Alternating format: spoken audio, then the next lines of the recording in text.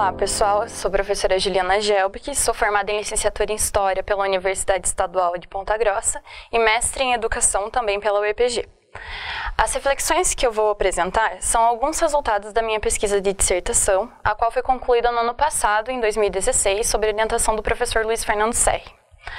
As preocupações com os elementos de aprendizagem e cultura histórica no livro 1808 surgiram frente ao fenômeno de vendas que foi e ainda é o livro 1808 do escritor e jornalista Laurentino Gomes.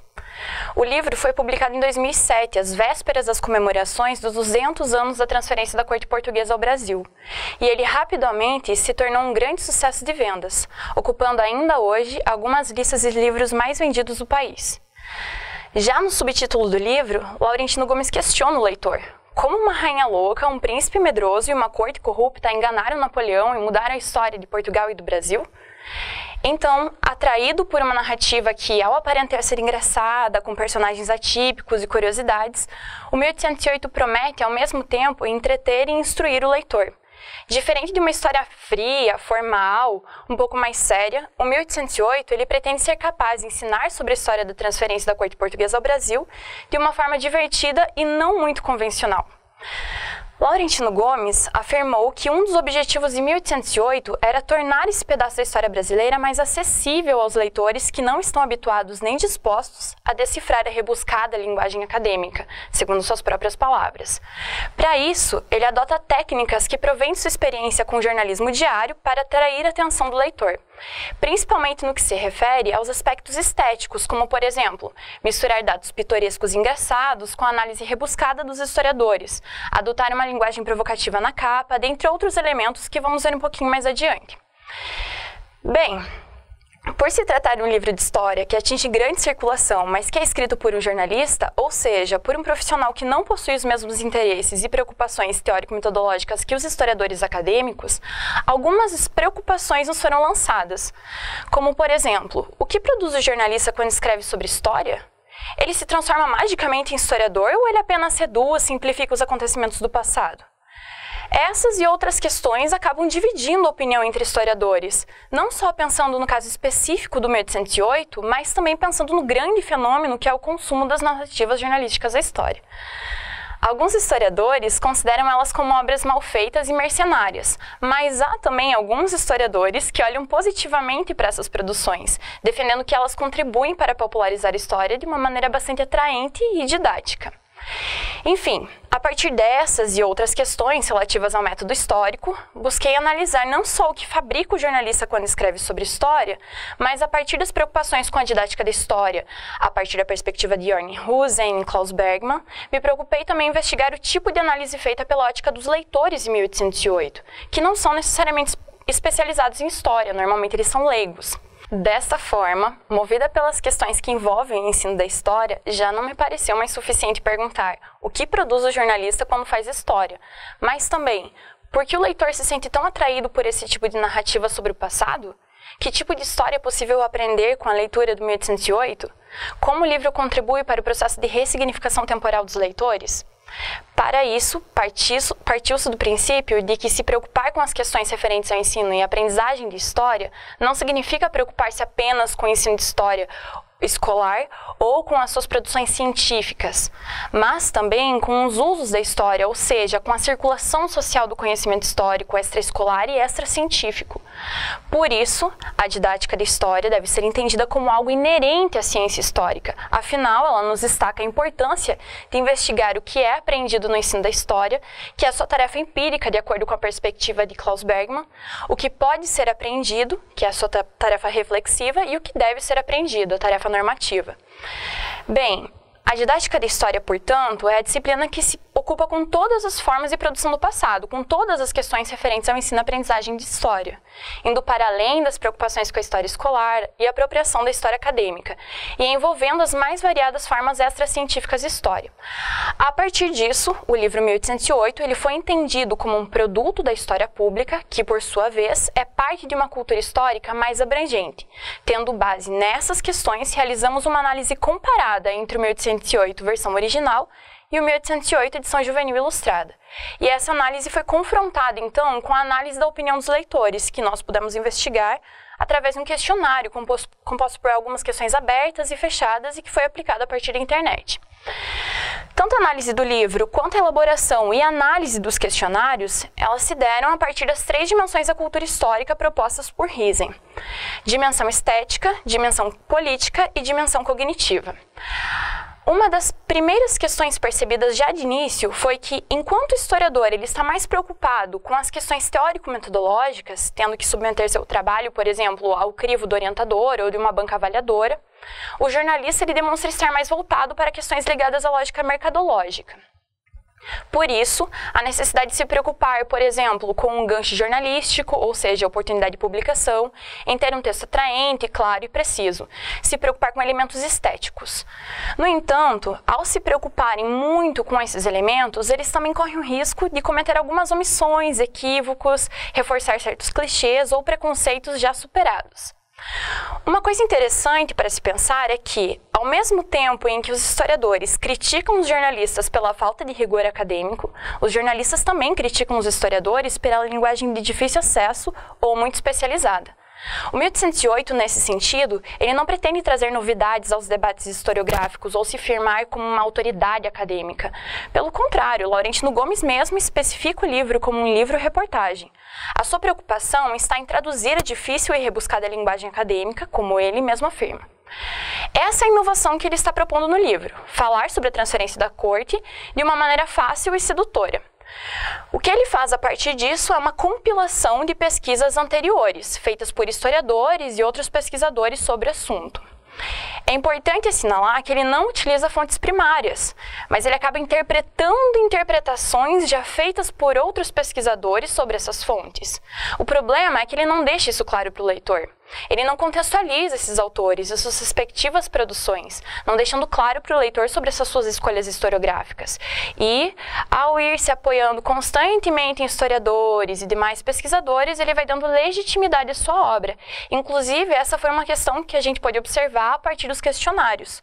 Os leitores mediram a confiabilidade no livro justamente por causa disso, pela quantidade de historiadores a quem ele se apoia. A maneira com que essa compilação se dá, ela vai oferecendo uma narrativa de causa e efeito. Não trabalha com um campo de hipóteses, mas transmite a sensação de estar fornecendo respostas, certezas ao leitor. Essa estratégia é muito próxima do ofício do jornalismo diário, de compilar informações. E é também uma estratégia estética, que às vezes acaba comprometendo um pouco, em alguns momentos, o aspecto cognitivo do livro. Sobre a estratégia estética, a caricatura é o que mais nos salta aos olhos. Ela está presente, inclusive, já no subtítulo do livro. E essa estratégia de utilizar muito a caricatura, ao mesmo tempo em que ele desmistifica os personagens históricos, transformando eles em gente como a gente, em pessoas de carne e osso, colaborando assim para a compreensão do passado, gerando empatia, dentre outras coisas, ela também pode simplificar e reduzir os fatos históricos, na medida em que reduz os fatos ao perfil psicológico dos personagens. Por exemplo, ao mesmo tempo em que Laurentino Gomes ele demonstra reconhecer toda a discussão historiográfica que está por trás da questão semântica em utilizar a terminologia fuga ou transferência da corte portuguesa, ele opta por reforçar esse acontecimento como uma fuga, que se deu de uma forma apressada, atrapalhoada, que foi decorrente quase que exclusivamente da covardia de Dom João. Porque ele era medroso, frágil, covarde e glutão, então a corte portuguesa ela precisou fugir para o Brasil. E exclusivamente por causa disso.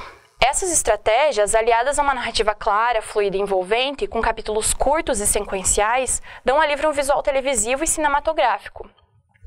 Os leitores, por exemplo, destacam em vários momentos isso como um principal ponto positivo do livro, que fizeram com que eles gostassem dele. É uma leitura gostosa, narrativa fluida, que você aprende de uma forma divertida, dentre outras coisas. Para transformar a narrativa dessa forma, Laurentino ele faz algumas aproximações com estratégias literárias. Acaba aliando, por exemplo, ficcionalidade com factualidade. Como ele faz isso? Então, por exemplo, ele descreve minuciosamente alguns elementos que compõem as cenas, dá detalhes do clima da época, descreve as emoções dos personagens, tudo isso com muitos detalhes. Isso tudo, todos esses detalhes que são ficcionais, aliados às situações, As citações dos historiadores, ela cria para o leitor uma espécie de efeito janela, que é como se o leitor ele pudesse ver o passado bem à sua frente, a partir de uma janela, ou pelo buraco de uma fechadura. Ele está enxergando o passado à sua frente, ele quase toca esse passado. Não à toa, alguns leitores eles acabaram relatando a sensação de estarem vendo o passado tal como ele aconteceu. Ou seja, isso pode criar uma sensação de que há uma verdade na história. Foi assim mesmo que aconteceu, não existem outras possibilidades. E pode levar, inclusive, ao mesmo tempo, ao anacronismo e juízo de valor. Ou seja, reportar valores e sentimentos que são específicos do tempo presente para um tempo passado, em que esses valores e crenças eram bem diferentes ou até mesmo inexistentes. Gomes escreve sobre 3 momentos importantes para a construção da identidade nacional. 1808, a transferência da corte portuguesa ao Brasil, 1822, a proclamação da independência, e 1889, a proclamação da República. Esses 3 livros fazem parte de uma trilogia, da qual 1808 dá início a ela.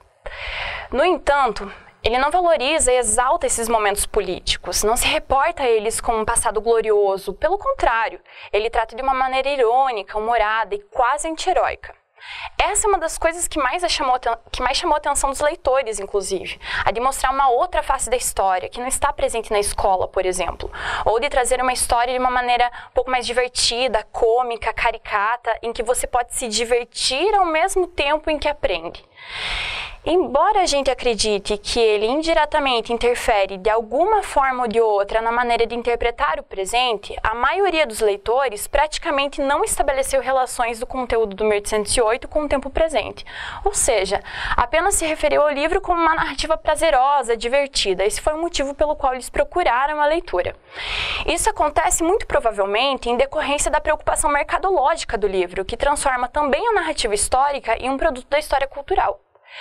Por isso, o livro ele disponibiliza um conhecimento que não foge muito do senso comum desses leitores e que dialoga com aqueles que eles tiveram acesso na escola e também com aquele que é disseminado pela grande mídia. Ao exemplo da minissérie O Quinto dos Infernos, por exemplo, ou do filme da Carla Camurati, Carlota Joaquina. Então, o 1808 ele não traz uma discussão nova no que se refere aos debates historiográficos, como ele também não foge muito das representações midiáticas sobre o evento da transferência da corte portuguesa ao Brasil, que geralmente tratam um tema de forma cômica e composta por personagens extremamente caricatos. Bem, com base nesses e em outros apontamentos, essa pesquisa não teve a intenção de lançar um olhar negativo ao 1808, assim como a maior parte dos leitores afirmou, é inegável que ele é sim um livro fascinante e sedutor. A maneira como Gomes trabalha com alguns elementos estéticos, ao envolverem os sentidos de quem lê, contribuem para uma melhor compreensão da história. No entanto, é necessário prestar atenção em alguns aspectos considerados perigosos em alguns momentos errôneos do ponto de vista acadêmico e que podem influenciar negativamente a maneira com que os leitores interpretam o passado e relacionam esse passado com o tempo presente. Isso significa que essas questões que envolvem as narrativas jornalísticas da história trazem algumas implicações ao nosso ofício de historiadores e necessitam ser pensadas para além de termos corporativos, ou seja, de uma disputa de campo entre jornalistas versus historiadores, por exemplo, já que não se trata de defender apenas que os historiadores possam escrever sobre o passado. Não é apenas isso. É importante que a gente olhe para essas e outras publicações se preocupando com a qualidade do conteúdo histórico disseminados por elas e como elas influenciam o processo de ressignificação temporal dos sujeitos. Para isso, é importante a gente lembrar a importância e necessidade dos historiadores se preocuparem cada vez mais com as questões relativas à história pública e com a didática da história, principalmente por 2 motivos. Por um lado, pela necessidade de investigarmos as produções. A partir da reflexão didática e das preocupações teórico-metodológicas que lhes são próprias, a ciência histórica torna a disciplina capaz e apta a investigar, refletir e, se necessário, construir um contraponto para essas diferentes formas de produção da história, além de também colaborar para impedir que alguns discursos e visões já superadas ou distorcidas de história ganhem força e se multipliquem no âmbito da vida prática.